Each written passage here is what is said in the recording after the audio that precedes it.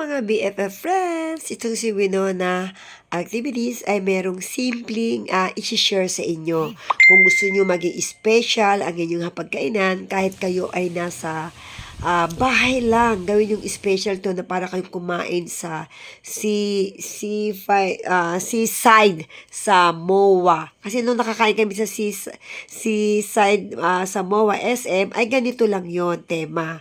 May seafood, may mga pinirito, at nakalapag sa malaking dahon at pwede kang magkamay. So, ito yung aking pinipare, pinito na talong, ng isda, nilagang itlog, nilagang sitaw, at nilagang alokbate, nilagang repolyo, nilagang ampalaya. At talaga naman, ang sausawan na ginisa ko, yung halubaybay from Pangasinan. Nakikita nyo yan, nilagyan kong siling labuyo.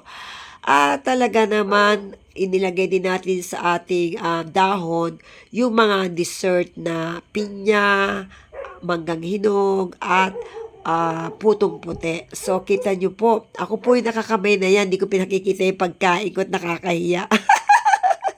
Baka sabihin nyo, wala akong kadisente-disenteng kumain.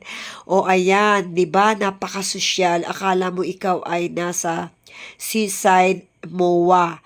Ayan, ganyan lang po ang ginawa namin doon eh. Kumain kami at talaga namang pwede nyo naman gawing special ang inyong tahanan.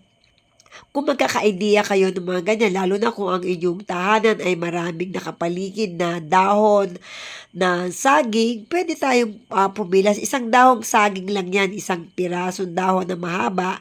At ginupit-gupit ko, ang lahat ng plato namin ay pinaikutan ko ng dahon at yung preparation ay nakalapag siya sa dahon. So, di ba, bonggang-bongga talaga naman kahit ikaw, mapaparami ka ng kain lalo na't nakakamay. O kita nyo naman sa preparation pa lang namin, busog mats talaga ang pamilya ko. At nagulat sila sa akin na, wow, wow, para tayo mami nasa seaside sa MOA. Oo kako, kasi di ba pwede naman ganyan ang maging idea natin. Kahit sa loob na isang buwan, 2 beses tayong magganyan. Yun talaga nakakamay. Every kain kasi namin, naka-plate, tapos nakakutsara at tinidor. Isabihin ko, wag lang magkukutsara at magtitinidor ngayon, kamayang kainan na tayo, sabi ko sa kanila.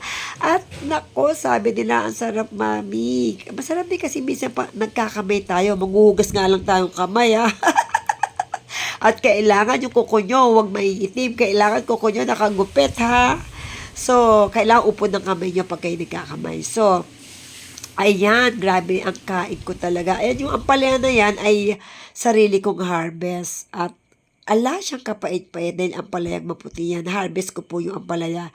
Ayan, kita nyo naman pati si my loving husband ay sarap na sarap talaga sa pagkain. Inilayo ko yung camera, ayoko makita nyo yung aking pangguya. At ako, alam mo naman mga BFF, nahiya ako sa inyo. Gusto ko lagi akong maganda sa tingin nyo. Kaya ayoko ipakita na bumunga lang kung bunga. Syempre naman, sino naman ang hindi ko control dito?